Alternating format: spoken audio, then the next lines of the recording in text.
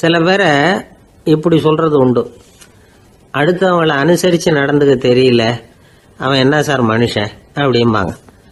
சக மனிதர்களோட எப்படி பழகிறது அப்படின்னு தெரியாததுனாலேயே பல பேர் இன்னைக்கு சங்கடப்பட்டுக்கிட்டு இருக்கிறாங்க. வசதி வாய்ப்பெல்லாம் சரியா இருக்கும், ஆனால் வாழ்க்கை சரியா இருக்காது.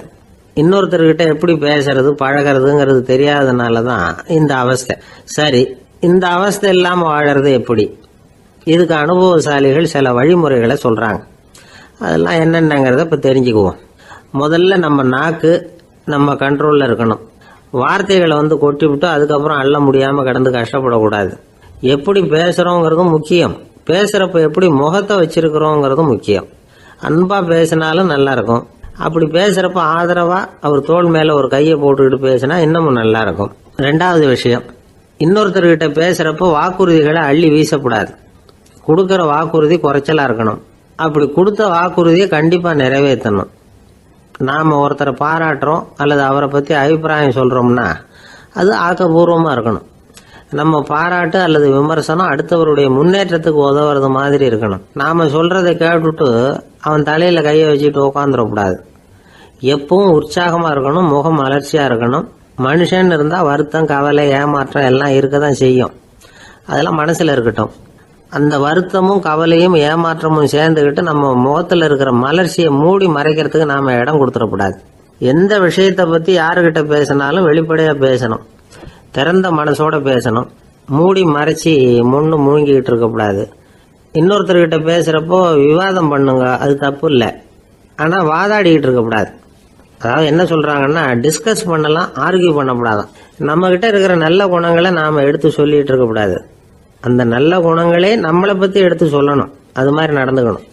அதே மாதிரி அடுத்தவங்க கிட்ட உள்ள கெட்ட குணங்களை பற்றி அவசியம் இல்லாமல் நாம் பேச வேண்டியதில்லை.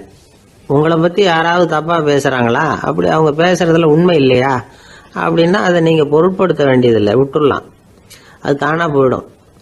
ஒரு 4-5 பேரோட பேசிக்கிட்டு இருந்தீங்கன்னா எல்லாருக்கும் முக்கியத்துவம் கொடுங்க, யாரையும் அலட்சியப்படுத்தாதீங்க. தமாஷா பேசலாம், ஆனால் உங்கள் தமாஷ் அடுத்தவங்களை கேலி பண்ணுறதா இருக்கக்கூடாது.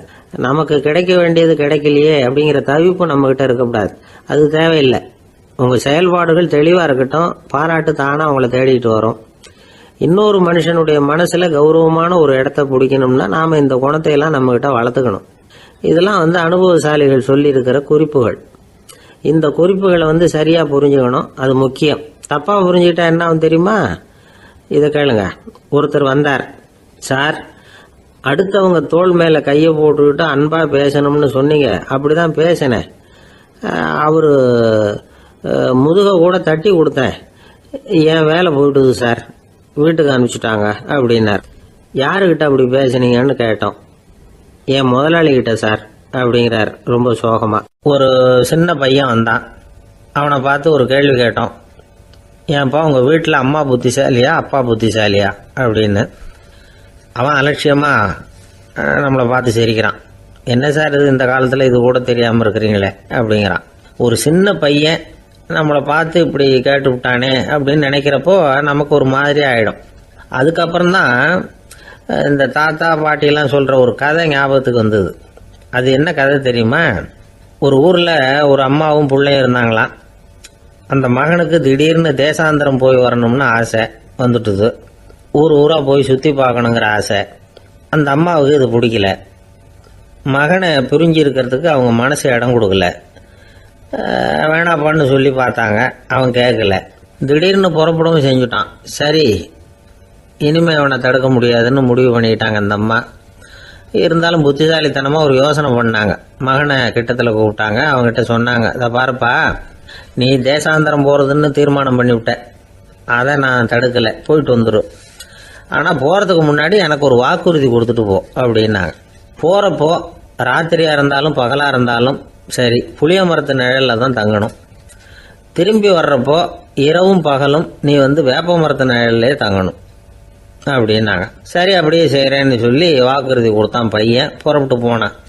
போகிற வழியில் புளிய மரத்து நிழல்லே தங்கினான், தூங்கினான்.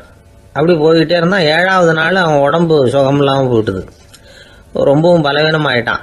இனிமேல் நடக்க முடியாதுங்கிற நிலைமை வந்துட்டுது. யோசிச்சு பார்த்தான், சரி இதுக்கு மேலே போக வேண்டாம் அப்படின்னு முடிவு பண்ணிட்டு திரும்பி வர ஆரம்பிச்சுட்டான். திரும்பி வர்றப்போ வழியில் வேப்ப மரத்து நிழலையே தங்கி தங்கி வந்தான்.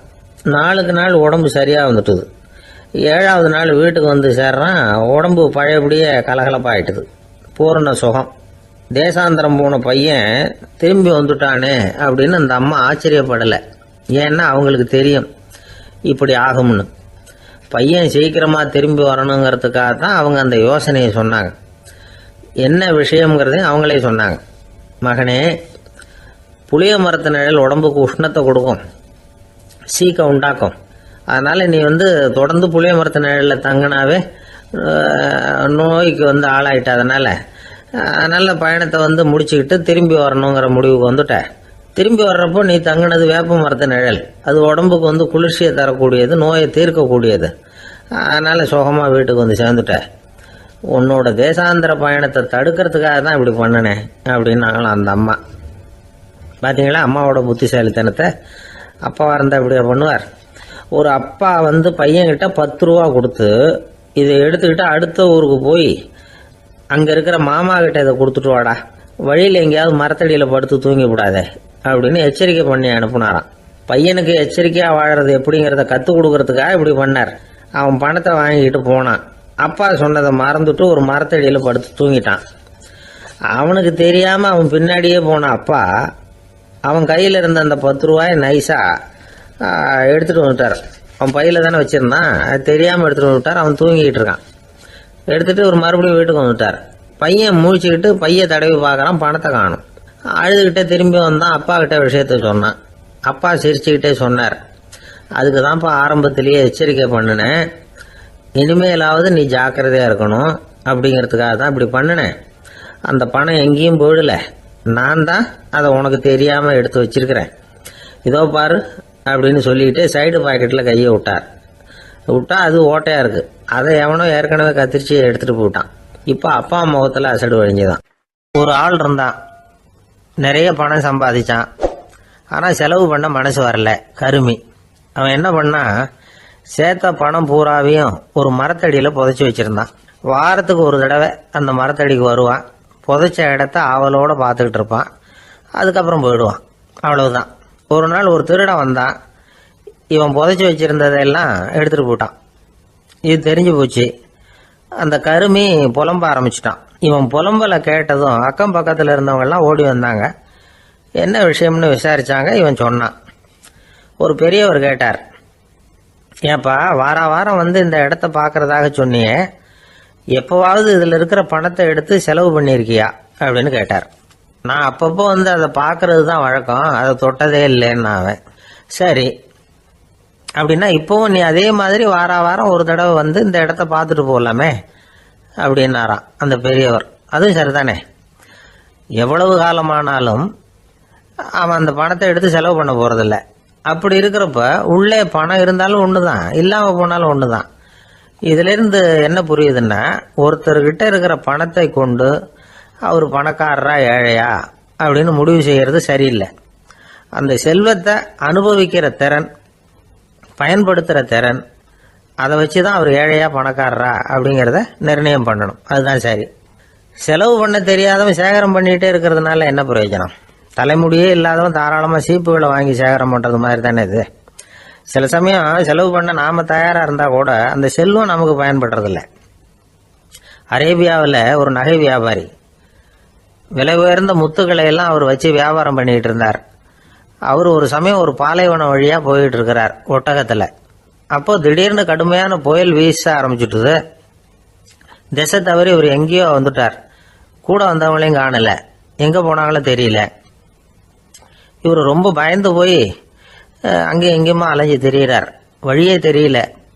பசி கடுமையாயிட்டுது. ஒட்டகத்து முதுகில் ஒரு மூட்டை இருந்தது. அதை பிரித்து பார்த்தார். உள்ளே ஏதாவது இருக்கான்னு தேடி பார்க்குறார். அது வரைக்கும் கண்ணில் தட்டுப்படாத அபூர்வமான ஒரு பை கண்ணில் பட்டுது. ஆஹா, அதில் ஏதாவது சாப்பிட்றதுக்கு இருக்கும் அப்படின்னு நினச்சி ஆவலாக அதை பிரித்து பார்க்குறார். அந்த பையில் விலை உயர்ந்த முத்துக்கள் நிறைய இருந்துதான். அப்போ தான் அவர் நினச்சாராம், விலை உயர்ந்த முத்துக்கள் கூட சாப்பிட்றதுக்கு உணவாக முடியாது அப்படிங்கிறத புரிஞ்சுக்கிட்டாராம். எந்த நேரத்தில் எது நமக்கு தேவையோ அது நமக்கு தாராளமாக கிடைக்கணும். அப்படி அது கிடைக்கிறதுக்கு நம்மக்கிட்ட இருக்கிற செல்வம் பயன்படணும். அது நமக்கும் பயன்படலாம், நம்ம மூலமா அடுத்தவங்களுக்கும் பயன்படலாம். அதுதான் செல்வத்தின் பயன். ஒரு மரத்தடியில் ஒருத்தன் உட்காந்து அழுதுகிட்டு இருந்தான். அந்த பக்கமாக வந்த இன்னொருத்தன் ஏப்பா அழுதுகிட்டு இருக்கிறேன்னு கேட்டான். இந்த இடத்துல தான் பூமிக்கு அடியில் பணம் இருக்குது, புதைச்ச இடம் தெரியல, அதான் அழறேன் அப்படின்னா. நல்லா ஞாபகப்படுத்தி பாரு, எந்த இடத்துல புதைச்ச அப்படின்னு கேட்டான் இவன். அது எப்படி எனக்கு தெரியும், புதைச்சி வச்சிருக்கிறவன் நான் இல்லையே, எங்க எதிர்த்து வீட்டுக்காரன் அப்படின்னானா இவன். ஒரு பல்கலைக்கழகம், அங்கே ஒரு இலக்கிய பேராசிரியர், அவர் பாடம் நடத்திக்கிட்டு இருந்தார். ராபர்ட் ப்ரௌனிங் எழுதிய கவிதைகளை பற்றி சொல்லிகிட்டு இருக்கிறார். மாணவர்களும் ரொம்ப அக்கறையாக அதை கேட்டுக்கிட்டு இருக்கிறாங்க. ஒரு குறிப்பிட்ட கவிதையை பற்றி சொல்லும் பொழுது அந்த பேராசிரியருக்கே ஒரு சந்தேகம். அதாவது அந்த கவிதையின் சரியான அர்த்தம் என்னங்கிறதுல சந்தேகம். பேராசிரியர் யோசனை பண்ணார். அந்த கவிதையை முழுசாக புரிஞ்சிக்க முடியல. அதனால் மாணவர்களை பார்த்து சொன்னார், மாணவர்களே, ஒரு நாள் பொறுத்துங்க, இந்த கவிதையை எழுதின கவிஞர் எங்கள் வீட்டுக்கு பக்கத்தில் தான் இருக்கிறார். இன்னைக்கு சாயந்தரம் நான் அவரை நேரிலேயே போய் பார்க்குறேன், பார்த்து இதுக்கு என்னங்க அர்த்தம்னு கேட்டுட்டு வந்துடுறேன், அதுக்கப்புறம் உங்ககிட்ட சொல்கிறேன் அப்படின்னாராம். அன்னைக்கு சாயந்தரமே அந்த பேராசிரியர் கவிஞரை தேடிக்கிட்டு போயிட்டார். கவிஞர் அவங்க வீட்டில் அவர் பாட்டு உட்காந்துருந்தாராம். இவர் போய் அவர் முன்னாடி உட்காந்தார். அப்புறம் கேட்டார், ஐயா, அந்த கவிதையின் முழு பொருள் என்னன்னு தெரிஞ்சுட்டு போகிறதுக்காக வந்திருக்கிறேன் அப்படின்னாராம். எந்த கவிதை அப்படின்னாராம் அவர். இவர் அந்த கவிதையை சொல்லியிருக்கார்.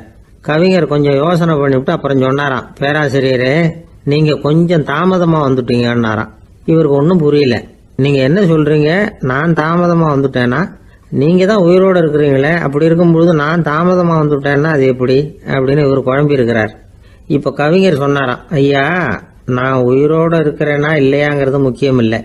நான் அந்த கவிதை வரிகளை எழுதினப்போ 2 பேருக்கு அதோட அர்த்தம் தெரிஞ்சிருந்தது. இப்போ ஒரே ஒருத்தருக்கு தான் அதோட அர்த்தம் தெரியும் அப்படின்னாராம்.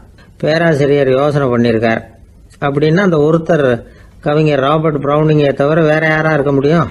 இவர் தான் அப்படிங்கிறத அவர் மனசுல நினைச்சுக்கிட்டார். அதனால சொன்னார், ஐயா, நான் தாமதமா வரல, அந்த கவிதையின் பொருள் என்ன அது சொல்லுங்கன்னார்.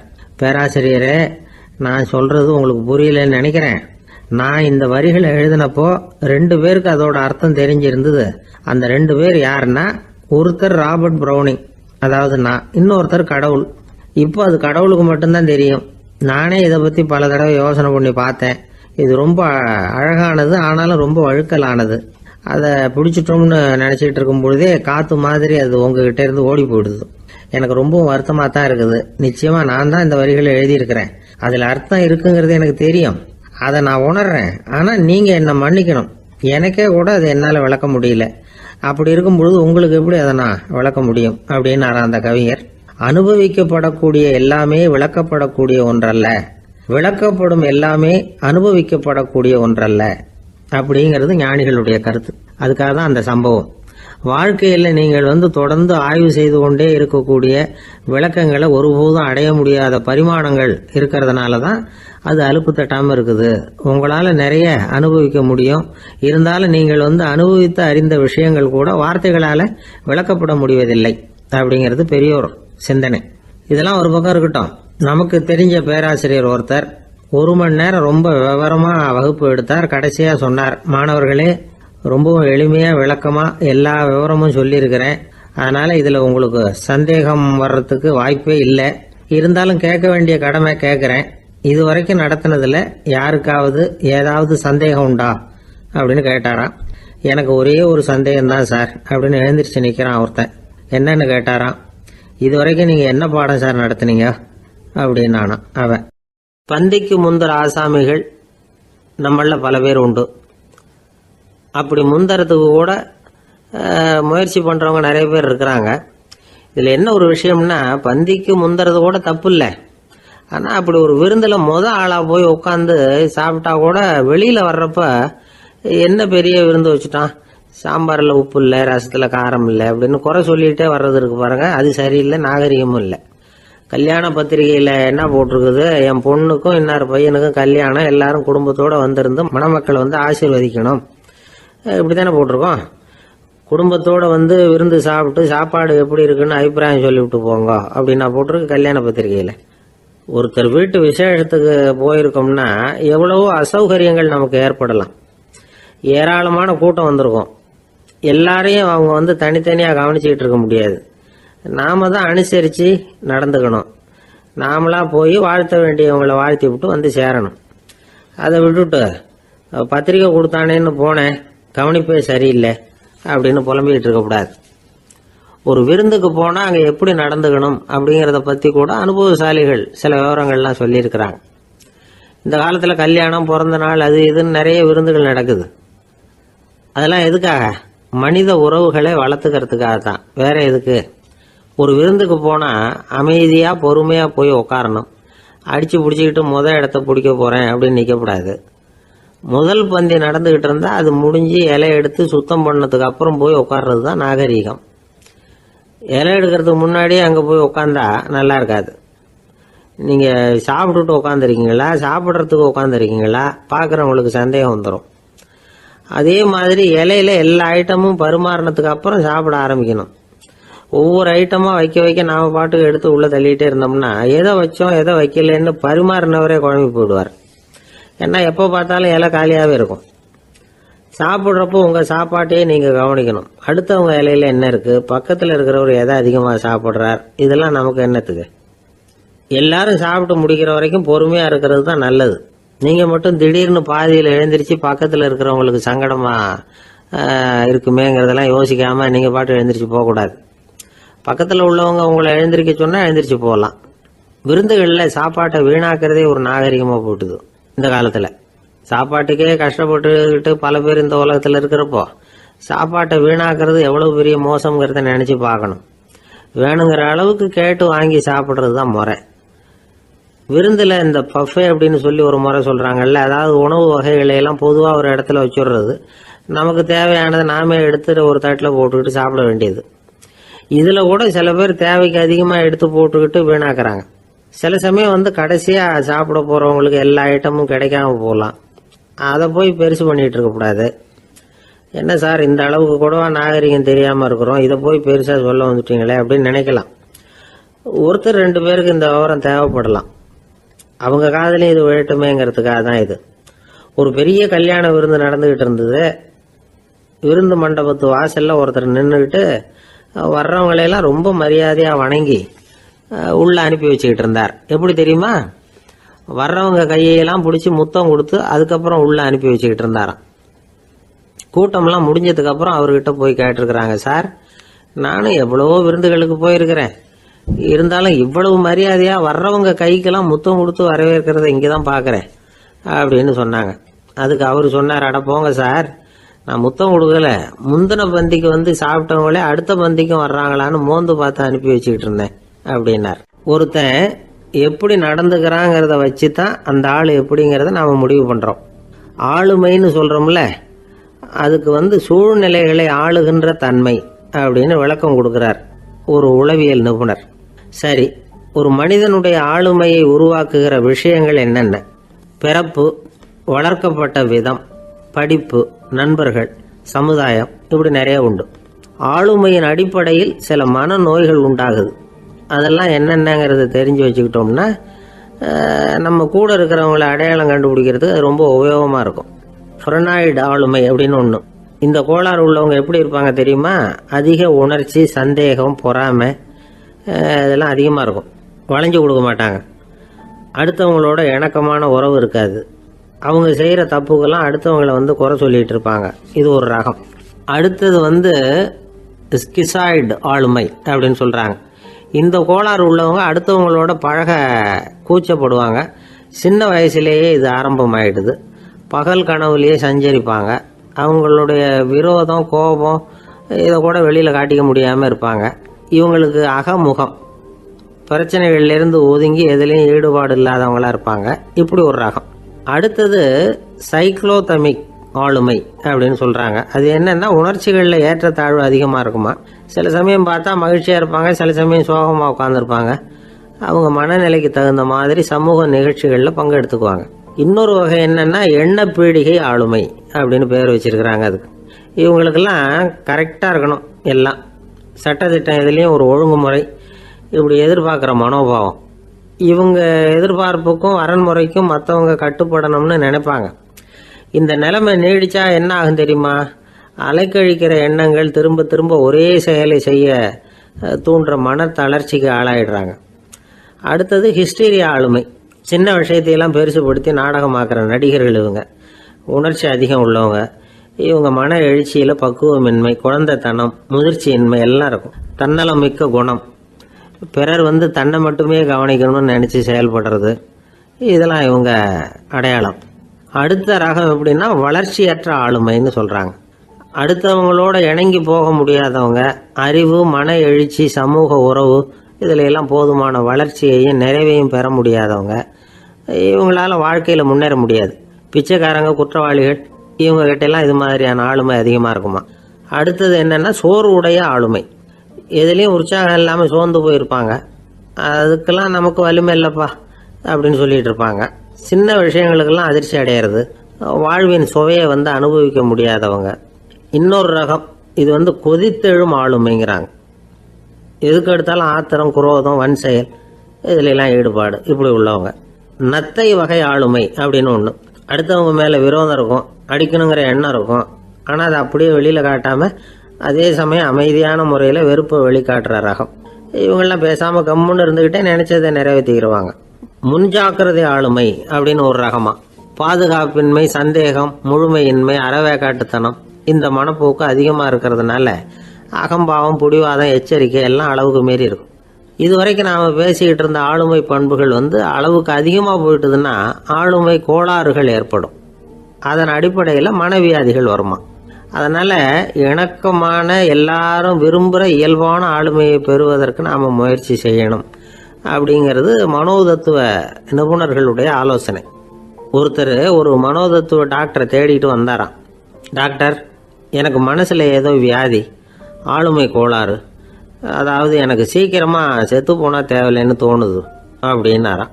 உடனே அந்த டாக்டர், சரி அப்படின்னா இங்கே இருங்க, நான் வைத்தியம் பார்க்குறேன் அப்படின்னாராம். ஒருத்தர் முகத்தை தொங்க போட்டுக்கிட்டு ஒரு மாதிரியாக வந்தார். என்ன விஷயம்னு விசாரித்தேன். என்னுடைய நண்பன் ஒருத்தங்கிட்ட கருத்து வேறுபாடு, இனிமேல் நமக்குள்ளே எந்த சம்மந்தமும் வேணாம்னு நட்பை முறிச்சிட்டு வந்துட்டேன்னா. நண்பர்கள்னு இருந்தால் கருத்து வேறுபாடு வரத்தான் செய்யும்னு. கருத்து வேறுபாடு வராமல் இருக்கிறதுக்கு ஏதாவது வழி உண்டா அப்படின்னு கேட்டாங்க. அதை பற்றி நிபுணர்கள் சில யோசனைகளை சொல்லியிருக்கிறாங்கன்னு. முதல் விஷயம் என்னென்னா, உங்கள் நண்பனுக்கு ஒரு செய்தி சொல்லணும்னா அதை நீங்களே நேரடியாக சொல்லுங்கள், அல்லது உங்கள் கைப்பட கடிதம் எழுதுங்க. அதாவது நேரடி தொடர்பு முக்கியம். அதை விட்டுட்டு இன்னொருத்தர் மூலமாக நண்பர்களுக்கு செய்தி அனுப்புனா நீங்கள் சொல்கிற செய்தி அப்படியே போய் சேராது, அது சேதமாயிடும். கூட்டி குறைச்சி சொல்லிவிடுவாங்க, அது குழப்பத்தில் கொண்டாந்து விட்டுரும். இது ஒரு யோசனை. ரெண்டாவது யோசனை என்னென்னா, நீங்கள் ஒரு நல்ல காரியத்தை செய்யும் பொழுது உங்கள் நண்பரையும் சேர்த்துக்குங்க, அவருக்கும் அதில் ஒரு ஈடுபாட்டை உருவாக்குங்க. மூணாவது யோசனை, நம்ம பக்கத்தில் இருக்கிற நண்பர் மகிழ்ச்சி அடைகிற மாதிரி ஏதாவது செய்யணும். சின்ன சின்ன செயல்களாக இருந்தாலும் பரவாயில்ல, அவர் நமக்கு எதுவும் செய்யலையே, நாம் எதுக்கு செய்யணும் அப்படின்னு நினச்சிக்கிட்டு இருக்கக்கூடாது. நாலாவது யோசனை என்னென்னா, உங்களுக்கு ஒரு பிரச்சனையா அல்லது உங்கள் நண்பருக்கு ஒரு பிரச்சனையா, எதுவாக இருந்தாலும் 2 பேரும் சேர்ந்து உட்காந்து ஆலோசனை பண்ணுங்கள். நம்ம யோசனையும் கேட்கப்படுதே அப்படிங்கிற நினைப்பே அவருக்கு ஒரு மன நிறைவை உண்டாக்குமா. 5வது யோசனை, உங்கள் நண்பர் ஏதோ ஒரு காரியத்தை செய்கிறார், நீங்கள் உடனே அவசரப்பட்டு நீ செய்கிறது தப்புன்னு தீர்ப்பு சொல்லக்கூடாது. அவர் அதை செய்யறதுக்கான நியாயங்கள் எவ்வளோ இருக்கும், அதை புரிஞ்சுக்கிறதுக்கு முயற்சி பண்ணணும். 6வது யோசனை, உங்கள் நண்பர் என்ன சொன்னாலும் அதை பொறுமையாக கேளுங்க. அவர் சொல்கிறத புரிஞ்சுக்கணும், அவர் சொல்ல விரும்புகிறத புரிஞ்சுக்கணும், அவர் சொல்ல முடியாமல் தவிக்கிறதையும் புரிஞ்சுக்கணும். இப்படி 3 விதமாகவும் அவரை புரிஞ்சுக்கிட்டு அதுக்கு தகுந்த மாதிரி செயல்படணும். 7வது யோசனை என்னென்னா, உங்கள் நண்பர் உங்ககிட்ட ஏதோ ஒரு கருத்தை சொல்கிறார், அது உங்களுக்கு பிடிக்கல, அதுக்காக உடனே நீ சொல்கிறது சரியில்லை, நான் ஒத்துக்க மாட்டேன் அப்படின்லாம் மறுத்துக்கிட்டு இருக்கக்கூடாது. அவர் சொல்கிறத கேட்கணும், பொறுமையாக சிந்திக்கணும், அதுக்கப்புறம் பதில் சொல்லணும். இப்படிலாம் நடந்துக்கிட்டால் நண்பர்களுக்குள்ள கருத்து வேறுபாடு வர்றதுக்கு வாய்ப்பே இருக்காது அப்படின்னு வல்லுநர்கள் தொகுத்து சொல்லியிருக்கிறாங்க இந்த யோசனைகளை. எனக்கு தெரிஞ்ச சில நண்பர்கள் உண்டு, அவங்களுக்குள்ளேயும் கருத்து வேறுபாடுகள் வராமல் இருக்கிறதுக்கு சில நுட்பங்களை கையாளுறது உண்டு. ஒருத்தர் சொன்னார், அந்த டாக்டர் சின்ன வயசுலேருந்து என் கூட பழகினவர், நாங்கள் 2 பேரும் இணை பிரியாத நண்பர்கள், இருந்தாலும் எனக்கு உடம்பு சரியில்லைன்னா நான் அவர்கிட்ட வைத்தியம் பார்த்துக்க மாட்டேன் அப்படின்னார் ஒருத்தர். ஏன் அப்படின்னு கேட்டேன். எங்கள் நட்பு கெட்டுப்படக்கூடாது இல்லையா, அதனால தான் அப்படின்னார் இவர். ஒரு சிகை அலங்கார கூடம். ரொம்ப சுறுசுறுப்பாக எல்லாரும் வேலை செஞ்சுக்கிட்டு இருக்கிறாங்க. முடி வெட்டிக்க வந்திருக்கிறவங்க நிறைய பேர் எல்லாரும் வரிசையாக உட்காந்துருக்குறாங்க. அந்த சமயத்தில் திடீர்னு கதவை திறந்துக்கிட்டு ஒருத்தர் உள்ளே வர்றார். அவர் ஒரு பெரிய மனிதர். அவரும் முடி வெட்டிக்கிறதுக்காக தான் உள்ளே வந்திருக்கிறார். அவரை பார்த்த உடனே அங்கே வரிசையில் உட்காந்துருந்தவங்க எல்லாரும் எழுந்திரிச்சு அவர்கிட்ட வந்துட்டாங்க. அவரை சுற்றி நின்றுக்கிட்டாங்க. எப்படி இருக்கிறீங்க, நல்லா இருக்கீங்களா அப்படின்னு விசாரிக்க ஆரம்பிச்சிட்டாங்க. எல்லாம் முடிஞ்சதும் வந்தவர் கேட்டார், வரிசையில் கடைசியாக இருக்கிறவர் யார் அப்படின்னு கேட்டார். ஏன்னு கேட்டாங்க. நான் அதுக்கு அடுத்தபடியாக உட்காரணும், அதுக்காக தான் கேட்குறேன் அப்படின்னார். உடனே அங்கே இருந்தவங்கெல்லாம் என்ன சொன்னாங்க தெரியுமா? நீங்கள் வரிசையில் காத்திருக்கக்கூடாது, நீங்கள் அரசாங்கத்தின் தலைவர், உங்களுக்கு நேரம் முக்கியம், அதனால் நீங்கள் முன்னாடி போங்க அப்படின்னு சொன்னாங்க. ஆனால் அதை அவர் கேட்கல. தோழர்களே, உங்களுடைய கருத்துக்கு ரொம்ப நன்றி. எல்லாரும் வரிசையாக தான் வரணும், அதுதான் முறை. வரிசையில் வரணுங்கிற நடைமுறையை நானும் பின்பற்ற விரும்புகிறேன். நாம் எல்லாரும் சமமானவர்கள் அப்படின்னார். இப்படி சொல்லிவிட்டு வரிசையில் கடைசியாக இருந்த ஒரு நாற்காலியில் போய் உட்காந்துக்கிட்டார். தன் சட்டை பையில் இருந்த ஒரு செய்தித்தாளை எடுத்தார், படிக்க ஆரம்பிச்சிட்டார். ஆனால் அங்கே இருந்தவங்களால இதை பார்த்துக்கிட்டு சும்மா இருக்க முடியல. ஒருத்தர் எழுந்திரிச்சு வந்தார். ஐயா, இப்போ என்னுடைய முறை வந்திருக்குது, நான் தான் போக வேண்டிய முறை. உங்களை இங்கே காத்திருக்க வைக்கிறத விட ஒரு 5 ஆண்டுகளுக்கு கூட நான் முடி வெட்டிக்காமே இருந்துட முடியும் அப்படின்னார். அவர் மறுபடியும் சொன்னார், ஐயா, நீங்கள் வரிசை முறையை தாண்டி போக விருப்பப்படல, சரி, ஆனால் என்னுடைய முறையை மாற்றி கொடுக்கறதுக்கு எனக்கு முழு உரிமை இருக்குது. இதுக்கு பதிலாக உங்களுடைய கடைசி இடத்த நான் எடுத்துக்கிறேன், இதை நீங்கள் மறுக்க முடியாதுன்னார். அங்கே இருந்த மற்றவங்களும் இதை ஒரு மனசாக வற்புறுத்த ஆரம்பிச்சிட்டாங்க. அந்த பெரிய மனிதர் பார்த்தார், சரின்னு கடைசியாக ஒத்துக்கிட்டார். அவர் யார் தெரியுமா? அவர் தான் மாவீரர் லெனின். ரஷ்யாவில் கிரெம்ளின் சிகை அலங்கார கூடத்தில் தான் இது நடந்தது. எல்லாரும் இந்நாட்டு மன்னர்கள்னு வாயளவில் பேசுகிறதுல என்ன பிரயோஜனம்? நாம் எல்லாரும் சமங்கிறத நடைமுறையில் கடைபிடிச்சி காட்டினவங்க கொஞ்சம் பேர் தான். அவங்களில் ஒருத்தர் தான் லெனின். வரிசையில் நின்று வர்றதுங்கிறது ஒரு சிறந்த பண்பு, உயர்ந்த பண்பு. இன்றைக்கி பல இடங்களில் அது நமக்கு தேவைப்படுது. ஒரு ரேஷன் கடை வாசல், கடை திறக்கிறதுக்கு முன்னாடியே எல்லோரும் வரிசையில் நின்றுட்டாங்க. கடைசியாக வந்த ஒருத்தர் க்யூவில் முன்னாடி போகிறதுக்கு முயற்சி பண்ணுறார். ஏற்கனவே நின்றுட்டு இருக்கிறவங்க அவரை முன்னாடி போகிறதுக்கு விட மாட்டேங்கிறாங்க. கடைசியாக போய் நில்லையா அப்படின்னு எல்லாரும் கத்துறாங்க. அது அவர் காதில் வாங்கலை. முண்டி அடிச்சுக்கிட்டு முன்னாடி போகிறதுக்கே முயற்சி பண்ணிகிட்டு இருக்கிறார்.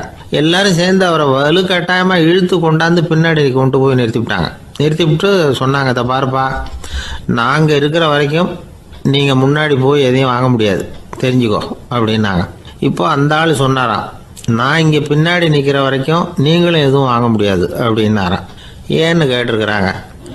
நான் தான் அந்த கடையை திறக்க வேண்டிய ஆள் அப்படின்னா. ஒருத்தர் ஒரு தவறு செஞ்சு விடுறாருன்னு வச்சுக்கோங்க. உடனே நீ செஞ்சது தவறு அப்படின்னு சொல்கிறது ஒரு வகை. அதுக்கு பதிலாக எது சரின்னு அவர் புரிந்து கொள்ள உதவி செய்கிறது இன்னொரு வகை. இந்த 2வது வகை இருக்குது பாருங்கள், நிர்வாக இயலில் இது ரொம்ப முக்கியம். அலுவலகத்தில் வேலை பார்க்குற ஒருத்தர் முக்கியமாக தெரிஞ்சுக்க வேண்டியது என்ன தெரியுமா? சக ஊழியர்கள்கிட்ட எப்படி பழகணும், மேலதிகாரிகள்கிட்ட எப்படி பழகணும், தனக்கு கீழே வேலை செய்கிறவங்கக்கிட்ட எப்படி பழகணும், வாடிக்கையாளர்கள்கிட்ட எப்படி பழகணும், இவங்க எல்லார்கிட்டையும் செம்மையான உறவை ஏற்படுத்திக்கிறது எப்படி.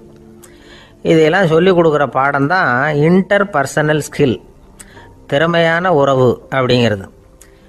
எந்த வேலையில் இருந்தாலும் சரி, இந்த உறவுகளை வளர்க்கும் திறன் உள்ளவங்க சீக்கிரம் முன்னுக்கு வந்துடுறாங்க.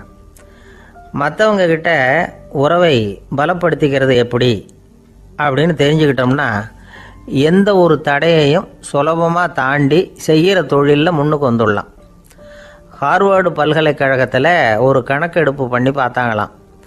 பார்க்குற வேலையில் எது மாதிரி குணாதிசயம் உள்ளவங்க வேகமாக முன்னுக்கு வர்றாங்க அப்படின்னு தெரிஞ்சுக்கிறதுக்காக இந்த கணக்கெடுப்பு.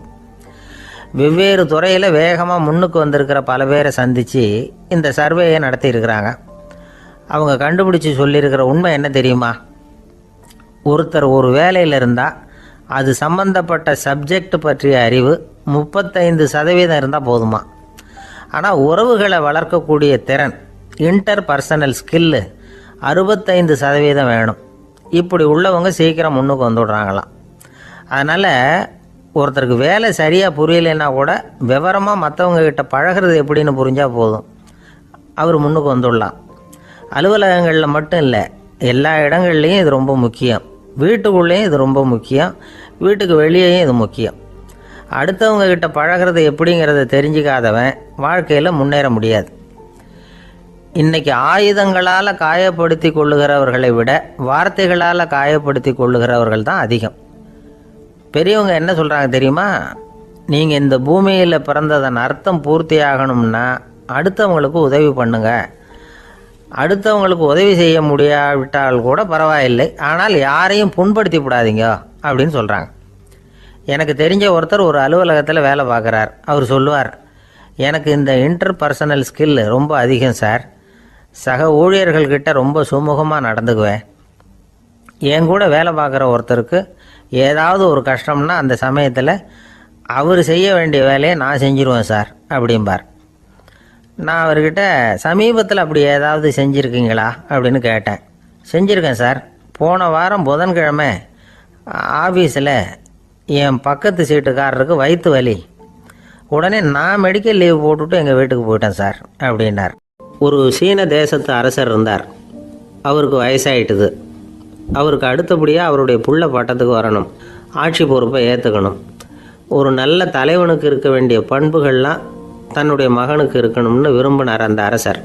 அதனால் இளவரசனை பக்கத்தில் இருந்த ஒரு குரு கிட்ட அனுப்புனார். இளவரசன் அவர்கிட்ட போய் சேர்ந்தான். அந்த குரு என்ன பண்ணார் தெரியுமா? இவனை பார்த்து சொன்னார், இதை பாருப்பா, நீ என்ன பண்ணுற, இப்போவே பக்கத்தில் இருக்கிற காட்டுக்கு போ, நடு காட்டில் போய் ஒரு இடத்துல உட்காந்துக்கோ. அங்கே என்னென்ன சத்தம்லாம் உன் காதில் விழுதுன்னு கவனித்து கேளு.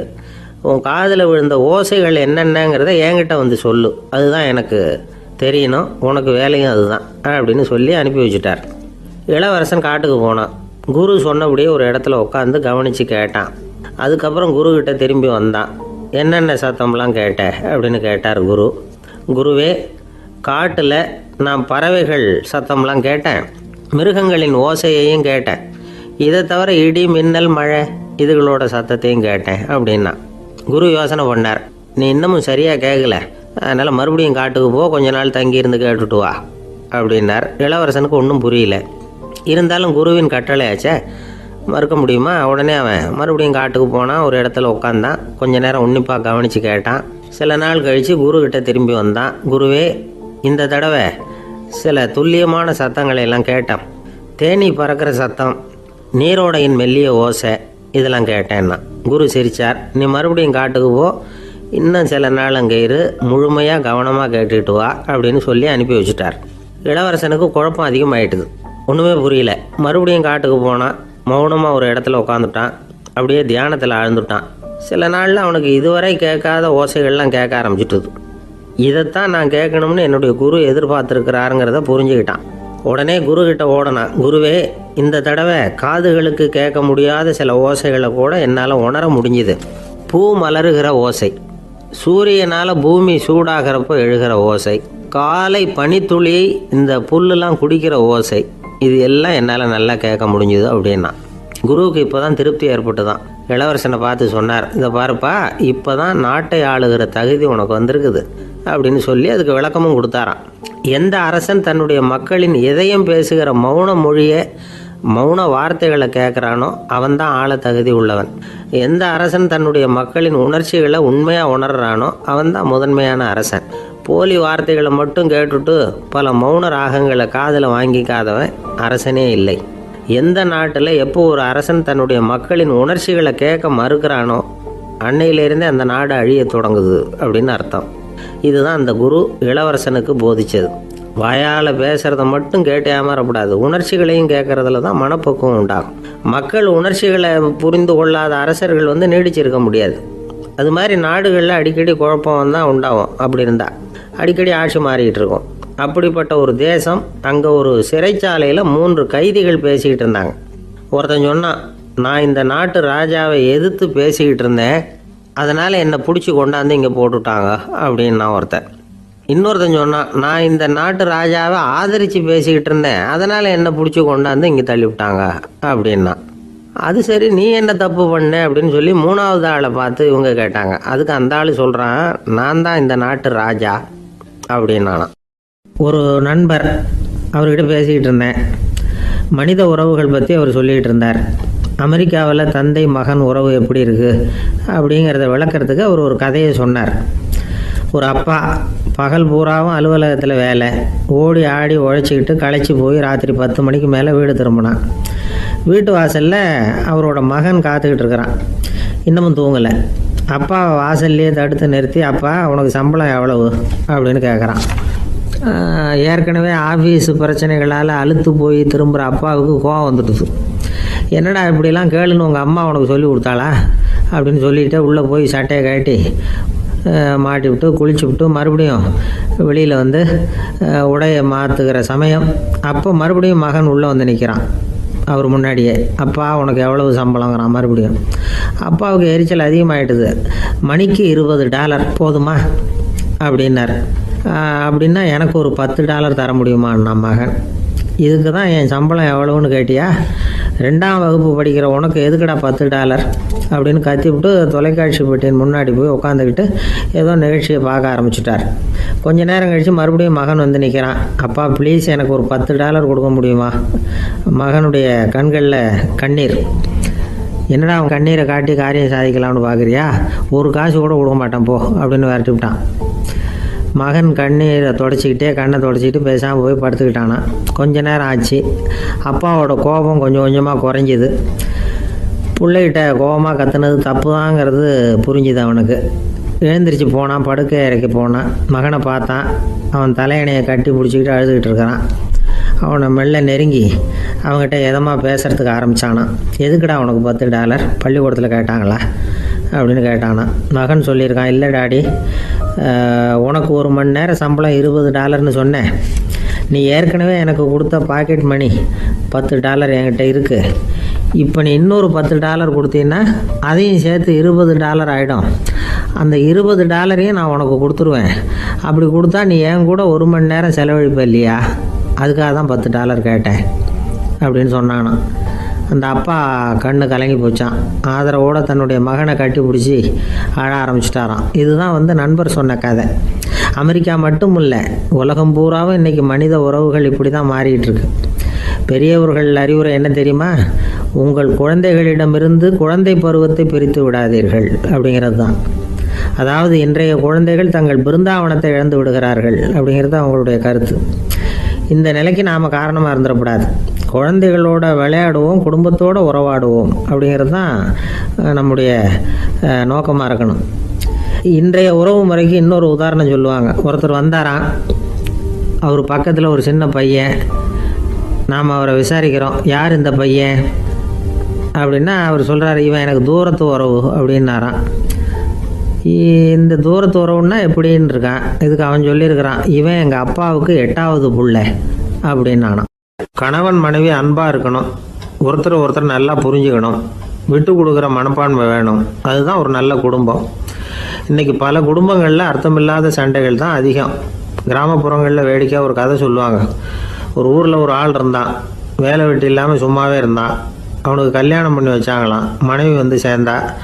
சும்மாவே உட்காந்துருக்கிறியே, ஏதாவது சம்பாதிக்கிற வழியை பாரு அப்படின்ட்டு இருக்கா. அதுக்கு தான் யோசனை பண்ணிகிட்டு இருக்கிறேன், ஒரு அருமையான ஐடியா அப்படின்னு நானா. என்ன அது சொல்லு அப்படின்ட்டுருக்கா. அவன் ஒரு ஆட்டுக்குட்டி வாங்க போகிறேன்னு இருக்கான். அதை வாங்கி என்ன பண்ண போகிறேன்னா, அந்த குட்டி வளரும், பெருசாகும், அதுக்கப்புறம் அது நிறைய குட்டி போடும் அப்படின்ட்டுருக்கான். சரி, அப்புறம் என்ன, அதையெல்லாம் சந்தையில் கொண்டுட்டு போய் விற்றுவிட்டு அந்த காசுக்கு ஒரு எருவு மாடு வாங்கலாம். சரி, அது எதுக்கு? எருவு மாடு நிறைய பால் கொடுக்கும், அதை கொண்டுகிட்டு போய் பால் பண்ணையில் கொடுப்பேன், அல்லது நானே விற்றுருவேன், கை நிறைய காசு கிடைக்கும். அதுக்கப்புறம் ஒரு பசுமாடு வாங்குவேன், பாலையும் விற்கலாம், நாமளும் காய் போட்டு சாப்பிட்லாம், இப்படிலாம் சொல்லியிருக்கான். அப்போ அந்த பொண்ணு சொல்லிச்சான், அடுத்த தெருவில் இருக்கிற எங்கள் அம்மா வீட்டுக்கும் கொஞ்சம் பால் கொடுத்து அனுப்பலாம் அப்படின்ட்டுருக்கா அந்த பொண்ணு. இந்த இடத்துல கணவனுக்கு கோவம் வந்துட்டுது. அது எப்படி உங்கள் அம்மா வீட்டுக்கு எதுக்கு கொடுக்கணும், அதெல்லாம் முடியாதுன்றிருக்கான். இந்த இடத்துல சண்டை ஆரம்பமாயிட்டுது. கொஞ்ச நேரத்தில் 2 பேரும் சத்தம் போட ஆரம்பிச்சிட்டாங்க. கடுமையான சண்டை நடக்கிறத பக்கத்து வீட்டுக்காரன் காதில் வாங்கினான். அவன் ஓடியாந்தான். அவனுக்கு தெரியும், வாங்காத மாட்டுக்காக இப்படி சண்டை போட்டுக்கிட்டு இருக்கிறாங்கங்கிறது அவனுக்கு புரியும். அவன் ஓடி வந்து சொன்னான், ஏண்டா உன்னோட பசுமாட்டை ஒழுங்காக கட்டி போடக்கூடாதான்னு இருக்கான். என்னடா சொல்கிறேன்னா, இவன் உன் மாடு என் தோட்டத்தில் வந்து மேய்ஞ்சுட்டுது, பயிரெலாம் நாசமாயிட்டுது, 10,000 ரூபா அளவுக்கு சேதம், அதை வாங்கிட்டு போகிறதுக்கு தான் வந்தேன், குடுறா 10,000 நானா. இவன் அரண்டு போயிட்டான். அப்புறம் சொன்னா, டேய் நான் இன்னும் மாடே வாங்கலையே, அதுக்குள்ள அது வந்து எப்படிடா உன் தோட்டத்தில் மேயும், என்னடா உளறேன் இருக்கான். நீ தாண்டா இப்போ உளறிக்கிட்டு இருக்க, மாடே வாங்கலை, அதுக்குள்ள எப்படிடா வந்து உன்னுடைய மனைவி அவங்க அம்மா வீட்டுக்கு பால் கொடுத்து அனுப்ப முடியும் அப்படின்னு அவன் கேட்டானா. நம்ம ஆளுக்கு இப்போதான் புத்தி வந்துதான், அர்த்தமே இல்லாத சண்டை போட்டுக்கிட்டு இருக்கிறோம் அப்படிங்கிறத அவன் புரிஞ்சுக்கிட்டானான். இது நம்ம முன்னோர்கள் சொல்லியிருக்கிற ஒரு கதை. சண்டையில தான் அர்த்தம் இல்லையே தவிர கதையில் அர்த்தம் உண்டு. அதாவது இல்லாத விஷயங்களுக்காக சண்டை போட்டுக்கிட்டு இல்லறத்தை வீணாக்கிக்கிட்டு இருக்கிற மனிதர்கள் இன்றைக்கு நிறைய பேர் இருக்கிறாங்க. ஒருத்தன் தன்னுடைய மனைவியை பற்றி மாமனார்கிட்ட புகார் சொன்னானா, மாமா உங்க பொண்ணு அர்த்தமில்லாத சண்டை போடுறா, எதுக்கு எடுத்தாலும் எடுத்தெறிஞ்சு பேசுறா அப்படின்னு இருக்கான். நீ எப்படி மாப்பிள்ளை அதை சமாளிக்கிற அப்படின்னு கேட்டிருக்காரு அவரு. அவ எடுத்தெறியறது என் மேலே படாமல் ஒதுங்கி நின்றுக்கிறேன் அப்படின்னு நானா. இவன் ஒரு பெரியவர்கிட்ட பேசிக்கிட்டு இருந்தேன். அவரு என்கிட்ட ஒரு கேள்வி கேட்டார். திருடர்கள் எத்தனை வகை தெரியுமா உனக்கு அப்படின்னார். இதுதான் அவர் கேட்ட கேள்வி. எதுக்காக என்ன பார்த்து அந்த கேள்வி கேட்டாரு தெரியல. இருந்தாலும் நான் வந்து அவருக்கு பதில் சொன்னேன். திருடர்களில் வந்து எத்தனையோ வகை உண்டுங்க. கார் திருடன், சைக்கிள் திருடன், முகமூடி திருடன், எப்படி சொல்லிகிட்டே போகலாம். இருந்தாலும் என்னுடைய சிற்றறிவுக்கு எட்டின வரையில் திருடர்களை வந்து 2 வகையாக பிரிக்கலாம் அப்படின்னு நினைக்கிறேன். ஒன்று ராத்திரியில் திருடுற திருடன், இன்னொருத்தன் பகலில் திருடுற திருடன். அதாவது பகல் திருடன், ராத்திரி திருடன் அப்படின்னு பெரியவர் சிரிச்சார். என்ன சிரிக்கிறீங்களே, என்ன கள்வர்கள் 4 வகை அப்படின்னு ஆரம்பித்தார். எப்படின்னு கேட்டேன். சாப்பாட்டுக்கு இல்லாமல் திருடுறாங்க பாருங்க, அது ஒரு வகையான். சாப்பாட்டுக்கு இருந்தும் திருடுறாங்க பாருங்க, அது ஒரு வகையான். இதை தவிர இன்னும் ஒரு 2 வகை திருட்டு உண்டு. அது என்னன்னா, ஆண்டவன் கிட்ட இருந்து நாம திருடுற திருட்டு, இன்னொன்று என்னன்னா நம்ம கிட்ட இருந்து ஆண்டவன் திருடுற திருட்டு அப்படின்னார். எனக்கு ஒன்றும் புரியல. என்ன சார் இது, ஆண்டவனையே வந்து திருடன்னு சொல்றீங்களே அப்படின்னு ஆச்சரியமா. ஆமாங்க, ஆண்டவனை வந்து கள்வன்னு சொல்றது இல்லையா. காஞ்சிபுரத்துக்கு பக்கத்தில் திருக்கார்வனம் அப்படின்னு ஒரு ஊர் இருக்கு. அங்கே உள்ள பெருமாளுக்கு வந்து கள்வர்னு தான் பேர். அது மட்டும் இல்லை, திருமங்கை ஆழ்வார் தம்முடைய திரு நெடுந்தாண்டகத்தில் கார்வனத்துள்ளாய் கல்வா அப்படின்னு தான் அழைக்கிறார் அப்படின்னு நிறைய உதாரணம்லாம் சொல்ல ஆரம்பித்தார். அதுக்கப்புறம் அவர்கிட்ட பேசி நான் புரிஞ்சுக்கிட்ட விவரங்களை தான் நான் இப்போ உங்ககிட்ட சொல்ல போகிறது. அதாவது அவர் சொன்ன முதல் வகை திருடர்கள் வந்து சாப்பாட்டுக்கு இல்லாமல் திருடுறவங்க. இவங்களை வந்து திருத்தி போடலாம். சாப்பாட்டுக்கு இருந்தும் பணம் சேர்க்கணுங்கிற ஆசையால் பொய் கணக்கெல்லாம் எழுதுறாங்க பாருங்க, அவங்க தான் 2வது வகை. 3வது வகை திருட்டு தான் மிகப்பெரிய திருட்டு. இறைவனுக்கு சொந்தமானதை நம்முடையதுன்னு நினைக்கிற திருட்டு. எது இறைவனுக்கு சொந்தமானது அப்படின்னா ஆத்மா. பகவானுக்கு சொந்தமான ஆத்மாவை நம்முடையதுன்னு நினைக்கிறது தான் அந்த மாபெரும் திருட்டு. இதுக்கு பேர் தான் ஆத்மாபகாரமா. சரி, இதுக்கு பரிகாரம் என்ன? எல்லாம் இறைவனுடையது, நமக்கு ஒன்றும் இல்லை அப்படின்னு நினைக்கிறது தான் இதுக்கு பரிகாரம். இதெல்லாம் இருக்கட்டும். 4வது திருட்டு ஒன்று சொன்னோம்ல, ஆண்டவன் நம்மகிட்ட இருந்து திருடுறது. அது எப்படி? ஆண்டவனை வந்து கள்வன்னு சொல்றாங்க, அது சரி. அவர் என்னத்தை திருடினார்? இப்போ இன்னொருத்தருக்கு சொந்தமான ஒன்றை எடுத்து வச்சுக்கிறது தான் கள்ளத்தனம். ஆனால் ஆண்டவன் எடுத்துக்கிட்டோம்னா இருக்கிறது எல்லாமே அவனுக்கு சொந்தம். அப்படி இருக்கிறப்போ அவரை எப்படி கள்வன்னு சொல்றது? இது என்ன புரியாமல் இருக்குதே அப்படின்னு சொல்லி பார்த்தா அதுக்கும் விளக்கம் சொல்றாங்க அவங்க. அதாவது ஆண்டவனுக்கு வந்து உருவமே கிடையாது, அரூபமாக இருக்கிறவன், அதாவது உருவம் இல்லாமல் இருக்கிறவன். அப்படி உள்ள பகவான் வந்து நம்மளை மாதிரி உருவத்தில் இருக்கிறான். நம்மளை மாதிரியே கையை காலு மூக்கெல்லாம் இருக்குது ஆண்டவனுக்கு. இந்த உருவம் நம்மகிட்ட இருந்து திருடினது தானே. அவன் வந்து தன்னுடைய உண்மையான திருமேனியை வந்து நமக்கு காட்டாம, அதாவது தரிசனம் கொடுக்காம இருக்கிறது கள்ளத்தனம் தானே. அதனால தான் இதுவும் ஒரு பெரிய திருட்டு, இருக்கிறதுலேயே மிகப்பெரிய திருட்டு அப்படிங்கிறார்.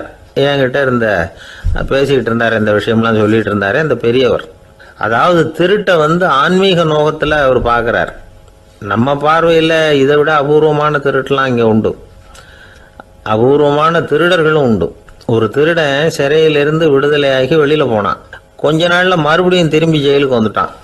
அப்போ சிறை அதிகாரி அவனுக்கு வந்து அறிவுரை சொன்னாராம். ஏன்பா இப்படி அடிக்கடி தப்பு பண்ணிவிட்டு ஜெயிலுக்கு வந்துடுறியே, உனக்கு சொந்த பந்தம் எதுவும் இல்லையா? உனக்கு அப்பா, அண்ணன், தம்பிகள் அவங்க கூட எல்லாம் சேர்ந்து வாழணுங்கிற ஆசை இல்லையா அப்படின்னு கேட்டிருக்கார். அவங்களோட சேர்ந்து வாழணுங்கிற ஆசை எனக்கு நிறைய உண்டுங்க சார் அப்படின்னு அவன். அப்புறம் எதுக்கு இப்படி ஜெயிலுக்கு வந்துவிடுற அப்படின்னாரான் அவர். அவங்க எல்லாருமே இங்கே தானே சார் இருக்காங்க அப்படின்னு அவன். ஒரு ஊரில் ஒரு துறவி இருந்தார், புத்த சமய துறவி. அந்த ஊர் மன்னன் அவரை பற்றி கேள்விப்பட்டிருக்கான். ஒரு நாள் புறப்பட்டு போனான், துறவியின் பாதங்களை தொட்டு வணங்கினான். அதுக்கப்புறம் சொன்னான், ஐயா, நான் உங்களை அரண்மனைக்கு அழைச்சிட்டு போகிறதுக்காக வந்திருக்கிறேன். இனிமே நீங்கள் இங்கே எதுக்கு இருக்கணும் அப்படின்னானா. அவன் மனசுக்குள்ளே என்ன நினைப்புன்னா, இவர் எங்கே வர போகிறாரு, நான் ரொம்ப எளிமையானவன், எனக்கு எதுக்கு அரண்மனை வாசம்னு சொல்லிவிடுவார் அப்படின்னு நினச்சிருக்கான். ஆனால் அந்த துறவி என்ன பண்ணார் தெரியுமா? அப்படியா, சரி போகலாம், வா, போய் உன் ரதத்தை கொண்டுட்டு வா, அரண்மனைக்கு போகும்பொழுது அதுக்கு தகுந்த மாதிரி ஆடம்பரமாக போகணும் அப்படின்னு விட்டாரான். துறவி இப்படி சொன்னதும் அந்த மன்னனுக்கு மனசுக்குள்ள சந்தேகம் வந்துட்டுது. இவர் உண்மையிலேயே துறவி தானா, ஏமாத்து பேர் வழி மாதிரி தெரியுதே அப்படின்னு நினச்சிருக்கான். இருந்தாலும் இனிமேல் என்ன பண்ணுறது, சொல்லியாச்சு. ரதத்தை கொண்டுகிட்டு வந்தான். துறவி ஏறி உக்காந்தார். பக்கத்தில் ராஜா. அவர் ரொம்ப உற்சாகமாக வரார். இவன் ரொம்ப சோர்ந்து போய் வரான். துறவி மரத்தடியிலேயே வாழ்ந்து பழக்கப்பட்டவர், அரண்மனையில் எளிமையாக ஒரு இடத்துல உட்காந்துக்குவார் அப்படின்னு நினச்சான். ஆனால் அப்படி இல்லை. அரண்மனைக்கு வந்த உடனே அந்த துறவி அதை கொண்டுட்டு வா, இதை கொண்டுட்டு வான்னு சொல்லி உத்தரவு போட ஆரம்பிச்சிட்டார். அரண்மனையில் இருந்தால் அரசனை மாதிரி இருக்கணும் அப்படிங்கிறார். ராத்திரி பூரா சௌரியமாக தூங்கினார். பகலில் அரண்மனை தோட்டத்தில் உலாவ வேண்டியது, நீச்சல் குளத்தில் குளிக்க வேண்டியது, இப்படியே பொழுது போக்கிட்டு இருக்கிறார். அந்த அரண்மனையில் துறவி மகிழ்ச்சியாக இருக்கிறார். மன்னனால் அப்படி இருக்க முடியல. அவருக்கு எந்த கவலையும் இல்லை, இவனுக்கு அரசாங்க கவலைகள். துறவி அப்படி இருக்கிறத இவனால் தாங்கிக்க முடியல. ஒரு நாள் அவர்கிட்டே போய், நான் உங்ககிட்ட கொஞ்சம் பேசணும்னானா. துறவி பார்த்தார். நான் இந்த அரண்மனைக்கு வரும்பொழுதே நீ என்னமோ என்கிட்ட கேட்கணும்னு நினைச்ச, ஏன் காலதாமதம், நீ அனாவசியமாக உன்னையே தொந்தரவு பண்ணிட்டு இருக்கிற, நீ கவலையாக இருக்கேங்கிறது எனக்கு புரியுது. நான் மரத்தடியில் இருந்தப்போ கூட என்னை அடிக்கடி சந்திச்சுக்கிட்டு இருப்பேன், ஏதாவது விளக்கம் கேட்கறது உண்டு. இங்கே வந்த பிறகு என்னை சந்திக்கிறது கூட அபூர்வமாக போயிட்டுது. நீ இப்போ என்ன கேட்க போறேங்கிறது எனக்கு தெரியும், இருந்தாலும் கேளு அப்படின்னாராம். வேற ஒன்றும் இல்லைங்க, இப்போ உங்களுக்கும் எனக்கு என்ன வித்தியாசம், 2 பேரும் அரண்மனையில் தான் இருக்கிறோம். நீங்கள் மகிழ்ச்சியாக இருக்கிறீங்க, நான் அப்படி இருக்க முடியல. இவ்வளவுக்கும் நீங்கள் முன்னாடி இருந்தது மாதிரி இல்லை. தினமும் தங்க தேர் கேட்குறீங்க, உயர்தரமான ஆடைகள் அணிகிறீங்க, சுவையான சாப்பாடு. இப்படி இருக்கிறப்போ உங்களுக்கும் எனக்கு என்ன வித்தியாசம்? இதுதான் மன்னனுடைய கேள்வி. இதுக்கு பதில் சொல்கிறேன், என் கூட புறப்பட்டு வா, இந்த நகரத்துக்கு வெளியில் போவோம் அப்படின்னு சொல்லி அரசனை கூப்பிட்டுக்கிட்டு ஊர் எல்லைக்கு சேர்ந்தார் துறவி. அங்கே போய் சொன்னார், இதை பாருப்பா, இந்த இடத்த தான் தேடிக்கிட்டு இருந்தேன். இனிமே நான் திரும்பி வரப்போறதில்லை. நீ என்னோட வர்றியா, திரும்பி போறியா அப்படின்னார். நான் எப்படிங்க உங்கள் கூட வர முடியும்? என்னுடைய நாடு, என்னுடைய சொத்துக்கள், மனைவி, மக்கள் எல்லாத்தையும் விட்டுட்டு எப்படிங்க வர்றதுன்னா. இப்போ அந்த துறவி சொன்னார், இப்போ வித்தியாசத்தை தெரிஞ்சுக்கிட்டியா? நான் அரண்மனையில் இருந்தேன், எல்லா வித பொருள்களும் உடையவனா இருந்தேன், ஆனால் எதையும் சொந்தம் கொண்டாடுறவனா இருக்கல. ஆனால் நீ அப்படி இல்லை, எல்லாத்தையும் சொந்தம் கொண்டாடிக்கிட்டு இருக்கிற. இதுதான் நமக்குள்ள வித்தியாசம் அப்படின்னு சொன்னார். அரண்மனை ஆடைகளை அப்படியே களைஞ்சார், அரசங்கிட்ட கொடுத்தார். உன்னுடைய ஆடைகளை நீயே வச்சுக்கோன்னார். அவர் பாட்டுக்கு நடந்து போனார், திரும்பியே பார்க்கல. அரசனுக்கு அப்பதான் தன்னுடைய அறியாமை விளங்குச்சான். இதிலிருந்து நாம புரிஞ்சுக்க வேண்டியது என்னன்னா, இந்த உலகத்துல எத்தனையோ பொருள்கள், அதையெல்லாம் முறையா பயன்படுத்தினா மகிழ்ச்சி. அதை விட்டுட்டு அதுக்கெல்லாம் சொந்தம் கொண்டாட ஆரம்பிச்சா கவலை. நம்ம ஆட்கள் சொந்தம் கொண்டாடுற விதமே தனி. ஒரு ஆளு இன்னொருத்தங்கிட்ட ஒரு கொடை கடன் வாங்கியிருந்தான், திருப்பி கொடுக்கல. கொடையை கொடுத்தவன் கேட்டான், என்கிட்ட கடன் வாங்கினிய கொடை, அதை கொஞ்சம் திருப்பி தர்றியான்னா. அது உனக்கு இப்போ அவசரமா தேவைப்படுதா அப்படின்னு கேட்டான் இவன். எனக்கு தேவைப்படல, அந்த கொடையை நான் யாருக்கிட்ட வாங்கியிருந்தேனோ அவனுக்கு இப்போ அது அவசரமா தேவைப்படுது அப்படின்னானா அந்த ஆள். ஒரு ஊர்ல ஒரு புகழ்பெற்ற பத்திரிகையாளர் இருந்தார். அவர் ஒரு நாள் திடீர்னு இறந்து போயிட்டார். அதுக்கப்புறம் நேராக சொர்க்கத்துக்கு போனார். சொர்க்கத்தின் வாசல்ல நின்றுகிட்டு இருந்த ஒருத்தர் அவரை தடுத்தார். இதை பாரு, ஏற்கனவே இங்கே 12 பத்திரிகையாளர்கள் இருக்கிறாங்க, அவங்களுக்கே இங்கே வேலை இல்லை. அதுக்கு என்ன காரணம்னா, சொர்க்கத்தில் திடுக்கிடும் செய்திகள்லாம் ஒன்றும் கிடையாது, அப்படி என்ன இருக்க போகுதுங்க. இங்கே எல்லாம் அது ஒழுங்காக நடந்துகிட்டு இருக்கோம். எல்லாம் ஒழுங்காக நடந்தால் பத்திரிகைகளுக்கு சுவாரஸ்யமான கொலை கொள்ளை தீ வைப்பு இது மாதிரி எதுவும் இங்கே இல்லை. ஏற்கனவே இங்கே இருக்கிறவங்க எல்லாரும் மரத்தடியில் உட்காந்துக்கிட்டு தியானம் பண்ணிகிட்டு இருக்கிறாங்க. அந்த ஒரே செய்தி தான் தினமும் இங்கே வந்துக்கிட்டு இருக்குது. அதை படிக்கிறதுக்கே இங்கே ஆள் கிடையாது. அதனால் நான் என்ன சொல்கிறேன்னா, நீ பேசாமல் நரகத்துக்கே போயிடு. அங்கே எவ்வளவோ நிகழ்ச்சிகள் நடந்துக்கிட்டு இருக்கு. அங்கே தான் அதிகமான பத்திரிகையாளர்கள் தேவைப்படுறாங்க. அங்கே உனக்கு நிறைய வேலை இருக்கும். அதை செய்கிறதில்ல நீயும் மகிழ்ச்சியாக இருக்கலாம் அப்படின்னு சொன்னாராம். அங்கே அந்த சொர்க்கத்தின் வாசலில் நின்றுக்கிட்டு இருந்தவர். இந்த பத்திரிகையாளர் அங்கேயே நின்று கொஞ்சம் யோசனை பண்ணார். இவருக்கு சொர்க்கத்திலே இருக்கணும்னு தான் ஆசை. அதனால் மெதுவாக அவர்கிட்ட பேசினாராம். ஐயா, என்னை ஒரு 24 மணி நேரம் இங்கே உள்ளே இருக்கிறதுக்கு அனுமதி கொடுங்க. இங்கே இருக்கிற பல பத்திரிகையாளர்களை எனக்கு தெரியும்.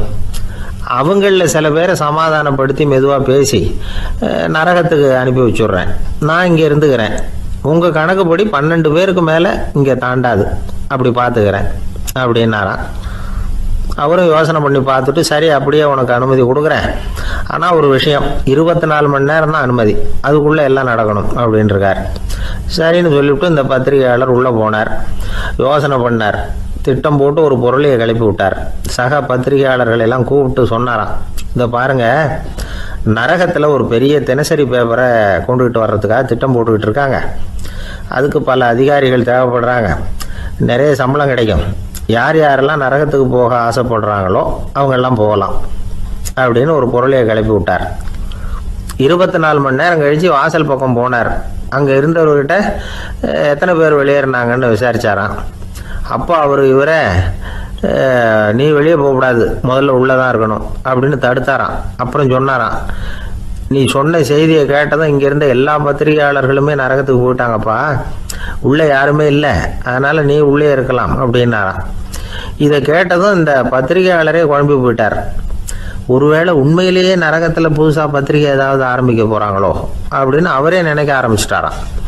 அப்புறம் சொன்னாராம், ஐயா என்னை விட்டுருங்க, நான் நரகத்துக்கே போயிடுறேன், அங்கே ஏதோ விசேஷம் இருக்கணும் அப்படின்னாராம். இல்லைன்னா இத்தனை பேரும் ஒட்டு மொத்தமாக அங்கே போகிறதுக்கு சான்ஸே இல்லை, என்னை தடுக்காதீங்கன்னு கெஞ்ச ஆரம்பிச்சிட்டாராம். மற்றவங்க நம்பணுங்கிறதுக்காக ஒரு பொருளையை கிளப்பி விட்டார். கடைசியில் தானே அந்த பொருளைக்கு ஆளாயிட்டார். அதாவது பிறரை ஏமாற்றிய அவரது மனம் கடைசியில் அவரையே ஏமாற்ற ஆரம்பிச்சுட்டு பாருங்க. நீங்கள் இப்படி அடுத்தவங்களை ஏமாத்துறதுக்கு உங்கள் மனசை பழக்கப்படுத்துறீங்க, ஆனால் கடைசியில் அதனால் நீங்களே ஏமாற்றப்படுகிறீர்கள் அப்படிங்கிறது பெரியவர்களுடைய புத்திமதி. அதனால் உங்கள் மனசுக்கிட்ட ரொம்ப எச்சரிக்கையாக இருங்கோ அப்படிங்கிறாங்க. நம்ம ஆளுங்க அங்கே போய் என்ன சொல்லுவாங்கன்னா, இந்த மாதிரி அங்கே போகாத இங்கே போகாதேன்னு பயமுறுத்துறது உண்டு. சில பேர் அங்கே பேய் இருக்குது, பிசாசு இருக்குது அப்படின்னு பொருளையை கிளப்பி விடுறது உண்டு. இருட்டு நேரம் காட்டு வழியாக ஒருத்தன் போய்கிட்டு இருக்கிறான்.